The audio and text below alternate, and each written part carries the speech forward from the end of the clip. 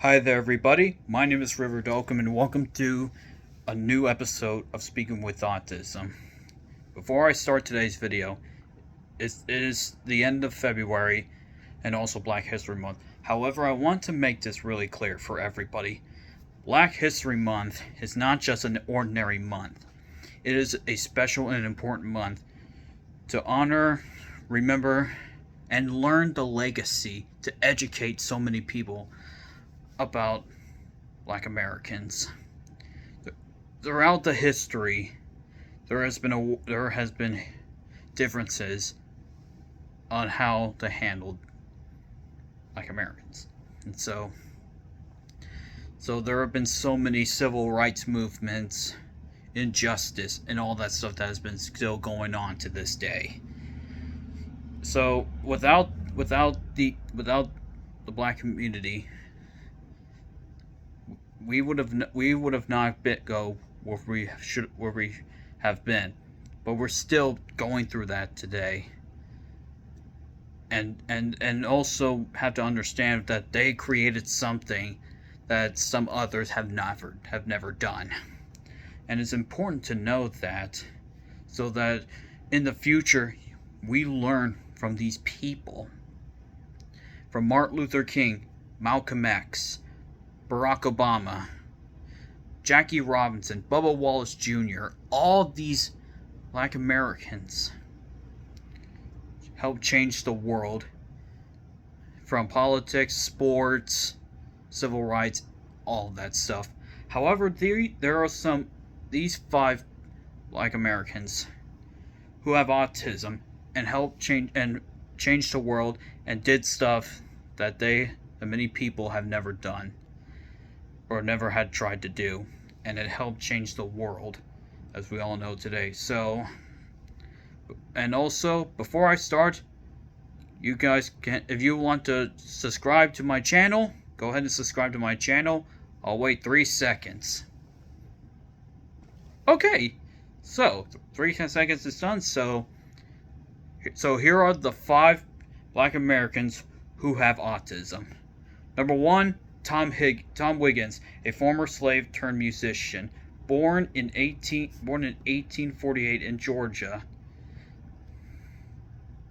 in Columbus, Georgia, in 1848. Tom Wiggins grew up as a slave. A neighbor bought him and his family at an auction when he was 9 years old.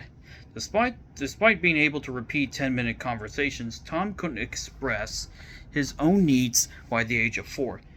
The piano was his greatest source of solace, and he could play complex scenarios in no time at all. For Tom, music helped him integrate sensory information from all around him, as it does for many people with autism spectrum disorders, because music is like a tool where you know the lyrics, the notes, and the sounds of what's right and what's wrong.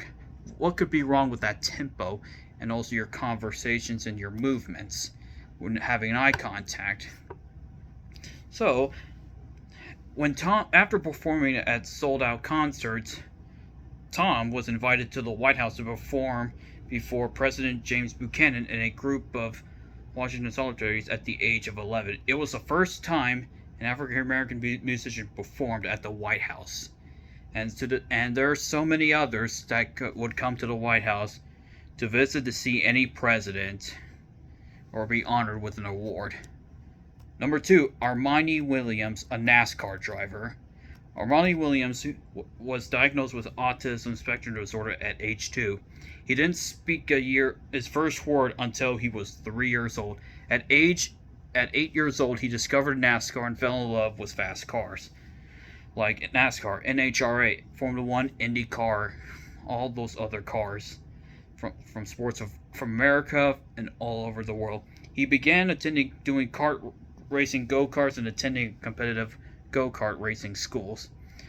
As one of the few African-American drivers in NASCAR, the 22-year-old is one of the few professionals in the sport. The first one, just FYI, the first one to ever compete in NASCAR competition series. By displaying the blue puzzle on his cars, Armani spreads awareness and acceptance about autism to this day, and he is ready to go into the big leagues in NASCAR history. Number 3, Brianna Clark. Brianna Clark was diagnosed at the age of 4. She is the daughter of 4x400 meters relay silver medalist Roseanne Clark. She is a Parapan American and Paralympic champion. So the Paralympic Olympics is basically like people with disabilities. It's like the Olympics, but people morely focus on the disability. So it's a disabled version of the Olympics. And even though both have played in the pros, this one was more like of a special tradition of the Olympics. Excuse me. During the 2021 Paralympics, which is 2 years ago, Brianna won every major race she competed in, including the women's 400-meter T20 gold medal. So that has to be an impressive feat to win every major sport to compete in. That is a miracle. Now, another one that's also important is that so many people in the Olympics have competed, and Usain Bolt in 2008 set the world record in the Summer Olympics in the 100-meter dash. That has been broken in the 2020 Olympics, which took place in 2021, but of course last year was COVID and all that stuff. Number 4, Monet Guinino Onoa, an American author and writer. She's an American researcher and educator who advocates for autism HIV awareness. She was born to American immigrants. She was born to an immigrant parents in the United States and feels her systems of ASD were initially misrepresented as signs of a black person trying to fit into the white environment. Minoke is the co-editor of All the Weight of Our Dreams, an anthology of art and writing entirely by autistic people of color. In addition to HIV awareness, she is also involved in learning through technology, research, gender, disability, and racial equality to this very day. So this is all. So another piece of that puzzle you can say is that an example of that is a favorite anime and not mine, Naruto. Autism is where it's another part is when you see somebody with the autism, it's just like trying to fit in with to be part of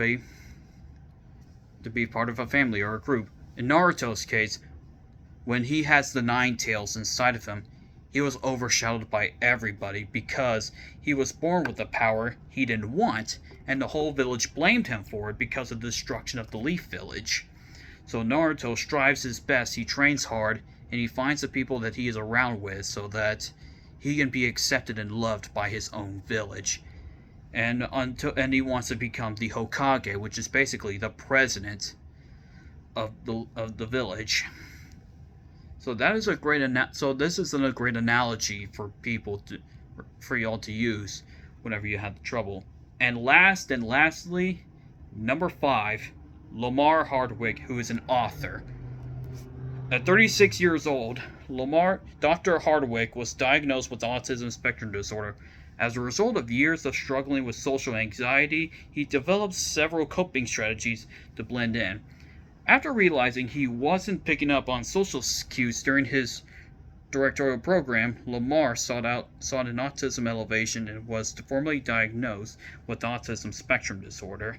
He is the author of a best-selling book, I Am Strong, The Life and Journey of an Autistic Pastor.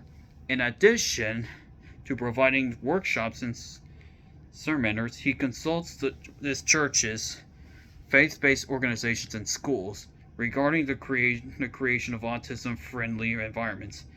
In addition, he mentors teens and young adults with autism.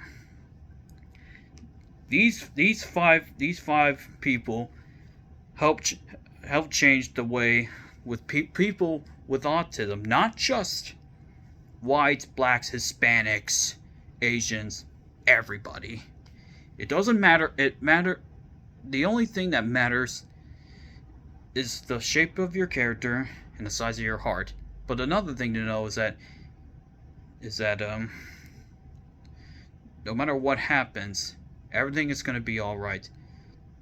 The thing that also you should know is that it doesn't matter what you look like.